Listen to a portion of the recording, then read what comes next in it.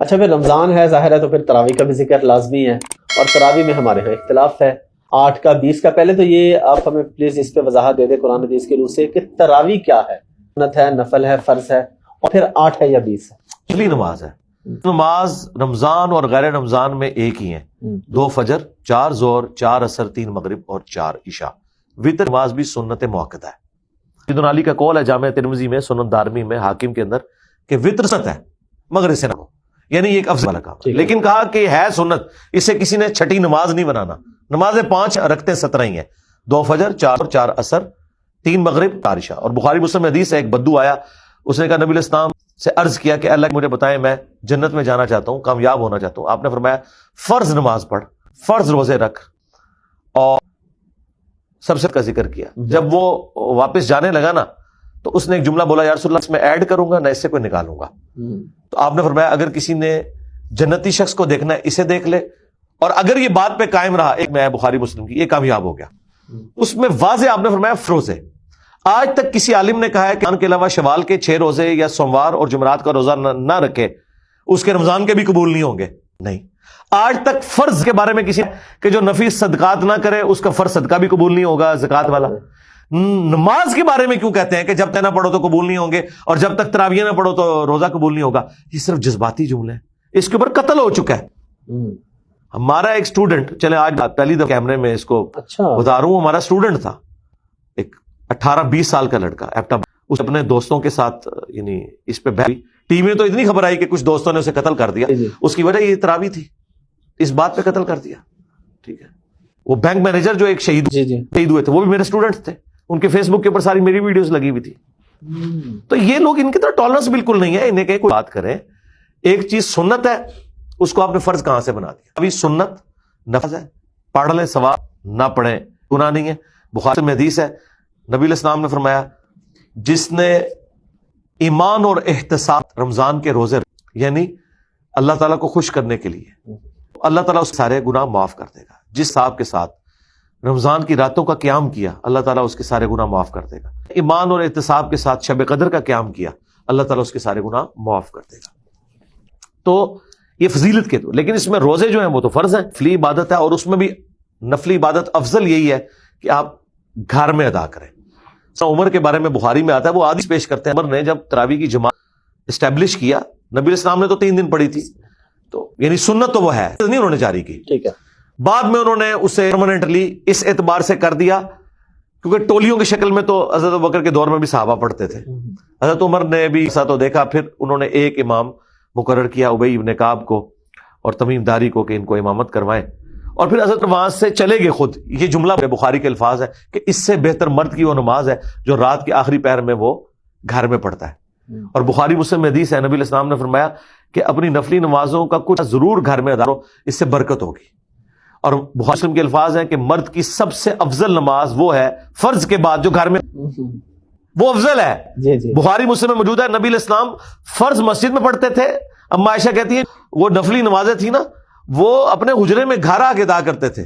وہ الفاظ ہیں کہ آپ 4 سنتیں 4 نفل ادا کرتے، پھر زور کی جماعت کرواتے، پھر میرے حجرے میں آ کے 2 رکعتیں پڑھتے، پھر نبی علیہ السلام مغرب کی نماز پڑھاتے، پھر عشاء کی پڑھاتے، پھر 2 رکعتیں پڑھتے، اور فجر سے پہلے بھی تھے. اور جو آپ کی وہ وتر کی یا نفلی نماز وہ پورا سال ہی چلتی تھی نا، جسے آپ قیام اللیل کہہ لیں، تراویح کہہ لیں.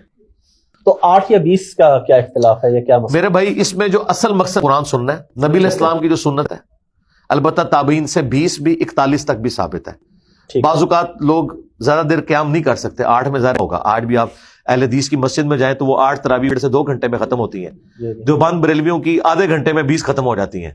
ٹھیک ہے، یعلمون تعلمون. تو یہ اس لیے تو قرآن نازل نہیں ہوا، ورتل القرآن ترتیلا.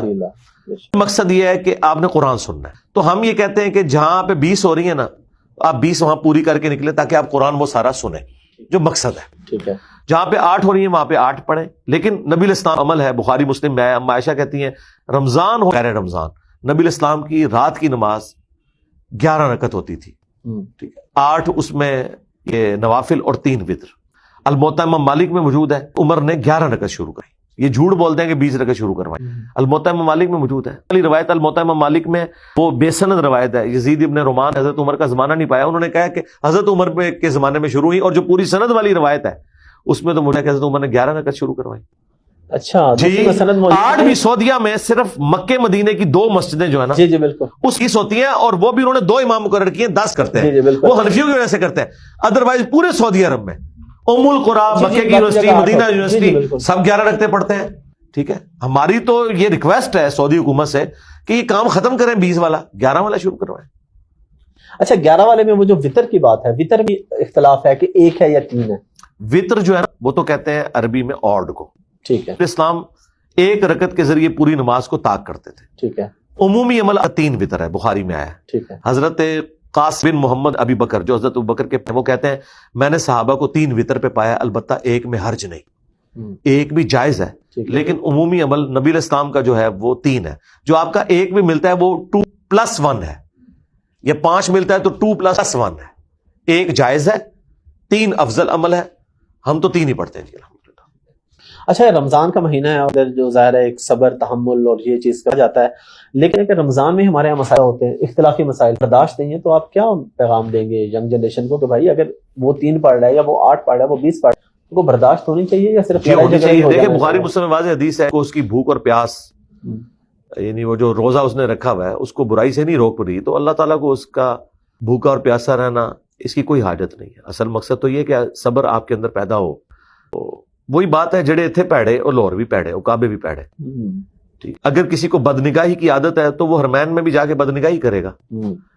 تو یہ کہ علاوہ بھی اپنے آپ کو ذرا سیدھا کر لیں. رمضان میں کوئی سوئچ تو نہیں آن ہو جانا کہ آپ جو ہے وہ فوراً نیکی کے راستے کے اوپر آ جائیں گے. ٹھیک ہے, ایک ماحول پرووائڈ اللہ کہ سرکش شیاطین قید کر دیے گئے, سارے شیطان نہیں قید ہوئے, جو آپ کے اندر والا شیطان ہے وہ تو آپ آتی ہے نا. اور جو ہر ہفتے آپ کو ممبر پہ شیطان نظر آتا ہے, جھوٹی حدیثیں سنانے والا, یہ کرام اکثر ایکسیپشن آر آلویز دیر, تو وہ تو وہیں پہ موجود ہے, وہ تو کوئی نہیں قید ہوا ہوا. تو وہ رمضان کے علاوہ بھی یہ تو آپ کنٹینیوس کریں گے تو آپ کے اندر صبر پیدا ہونا, ایک دن میں تو صبر نہیں پیدا ہونا. تو رمضان یہ انسان پر پیدا کرتا ہے. اور پریکٹیکلی میرا خیال ہے کہ اگر کسی نے روزہ رکھا ہوا ہے نا, تو اس کی جو حالت عصر سے مغرب کے درمیان ہوتی ہے نا, کسی سے بات کرنے کو بھی دل نہیں کرتا. بس یہی حالت ہونی چاہیے رمضان کے میں کہ آپ کسی کے ساتھ. اور بخاری مسلم میں حدیث ہے کہ نبی علیہ السلام فرمایا کہ رمضان میں گئے نا تو مجھ سے کہہ دیا کرو یار میں روزے سے ہوں. تو اس طرح یعنی کہ بڑا آسان کہ بھائی روزہ یار میرا منہ نہ کھلواؤ. ٹھیک ہے, اپنے اوپر قابو کریں.